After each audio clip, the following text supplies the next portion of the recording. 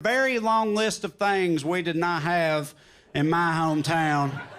You know, y'all know what I mean. Stuff like calculus, Muslims, hope for the future, that type of shit. We just didn't have none of that. Nutrition, just found out about that. That'd been good to have, I bet. Comedian and friend of the network, Trae Crowder, knows a thing or two about living under the cruel conditions that the Republican Party's policies have caused. You know, when he says to people like this, like, I'm going to, I'm going to go to Mexico and make them pay and bring your jobs back and all this stuff he was saying, it's like, he's speaking directly he's saying exactly what they want to hear.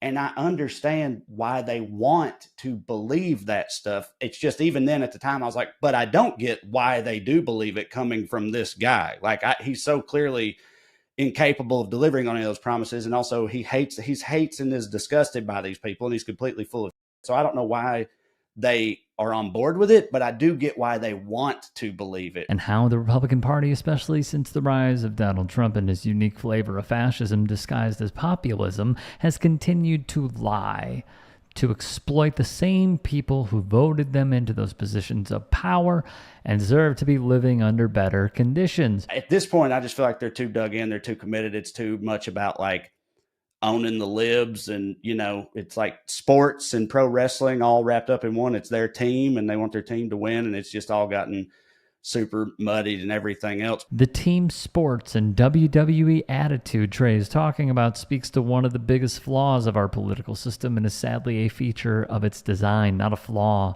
we couldn't have foreseen.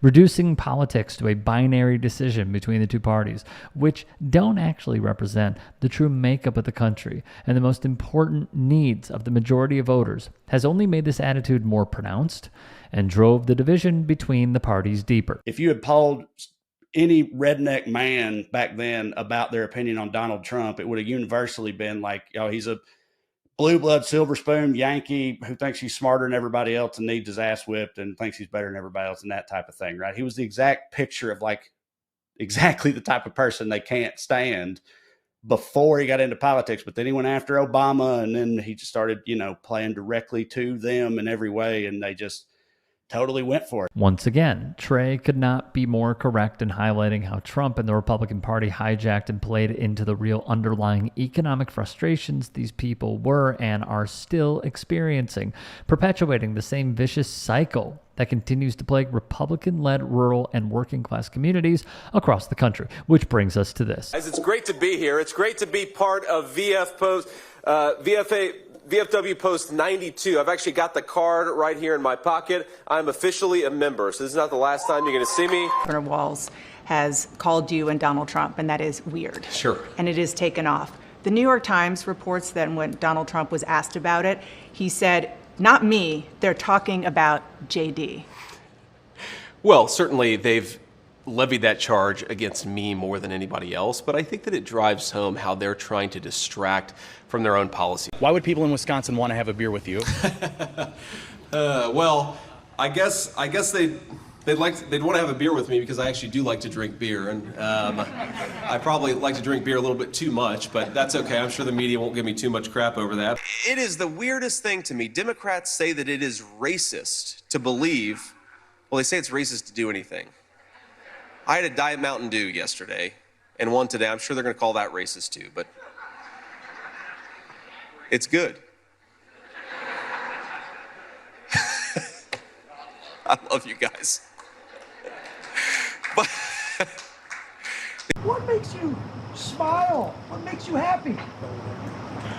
well, I smile at a lot of things, including bogus questions from the media, man. I mean, look, I think if you watch a full speech that I give, I actually am having a good time out here and I'm enjoying this. But look, sometimes you got to take the good with the bad. The slimeball himself, JD Vance. If you told me when I was a kid that one day a white trash hillbilly would have a shot at the White House, I would have been like, what, like with a potato gun? You're like, no, as the vice president. Wow, that's incredible. Please tell me more about this hero. What was he, a man of the people, civil rights attorney? No, an Ivy League educated venture capitalist who first rose to fame by selling us all out. Oh, well, that's disappointing. He also made headlines in 2016 by comparing Trump to Hitler. That's right, I know it's hard to believe, but turns out Trump's VP pick is a Machiavellian sycophant with less integrity than a Boeing 737. A lapdog to billionaire Peter Thiel and one of the biggest allies to the depraved, ultra-wealthy tech business and finance leaders funding Trump's campaign, JD Vance is serving only one purpose to Donald Trump: access to his network and the hundreds of millions of dollars that can flow into his campaign from them. Vance is your typical ambitious, power-hungry, sleazy politician who will do anything to keep moving up the ladder. And he's smart enough to know that the only way to do so, as of now, is through Donald Trump. He also brought his wife to my comedy show, and they hung out after. That's right, I saw you loving all that woke, JD. You know you loved it. That's right, that's actually true, y'all. He came to my show. We hung out afterwards at the bar, drunk beers. You know what we talked about? This is all we talked about.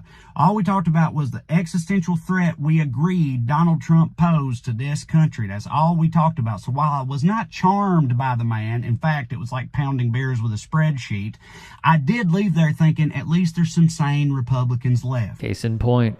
But Trae is far from done in exposing JD Vance for the fraud he is. I got around to his book. I was like, how did this book capture the hearts of the intelligentsia? Turns out it's because that book's whole message is, hey, you know how y'all think my people are a bunch of worthless pieces of with nothing to offer society? Well, you're right. You're totally right. We suck. We suck, but not me. Please accept me. I'm different. I once got paddled by a tycoon son in Connecticut. Accept me, please. And they did. They did. And that's when my opinion of him started to change, you know, because me and JD, we have stuff in common. White trash, hillbilly mamas, higher education got out, all that. But see, I don't hate my people, though. I don't. I'd sooner throw it all away than line my pockets with predatory payday loan or big pill profits, okay? I love my people. I understand that my people struggle not due to some inborn cultural affliction, but due to the capricious malice of the masters that he now serves, all right? And that's the crux of why Vance is so dangerous. He doesn't care about anyone but himself and is willing to go to any length to improve his status and image, even if that means spitting on hundreds of thousands of people in the process. Dude, I feel like he's like Ohio's Ted Cruz. It's like, I know he he won an election up there, but even people there don't like him. You know what I mean? He calls himself, he's like, acts like he's a hillbilly, but Silicon Valley at the same time, and they both think that he sucks. You know what I mean? It's like, I know it's a hell of a thing for the liberal redneck to say, but see, both of those types like me. See, I'm different. I'm funny and stuff. It's not the same thing. If you can, please support Trae Crowder directly by going to one of his live shows when he comes to a town near you, and be sure to drop him a follow at the links in the description box below. He does amazing work, and his perspective is needed now more than ever.